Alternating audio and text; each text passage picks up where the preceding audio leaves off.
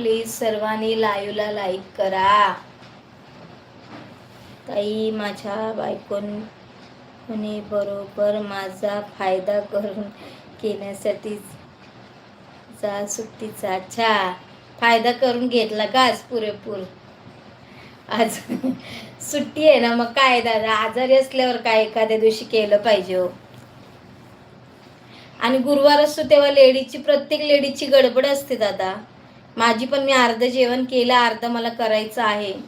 मला मठात जायचंय म्हणून.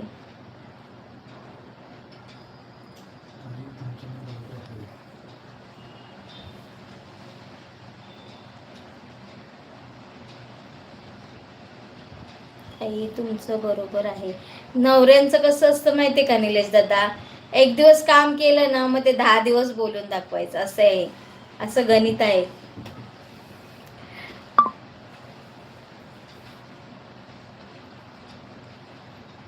एक दिवस करतात आणि 10 दिवस बोलतात बायकोला.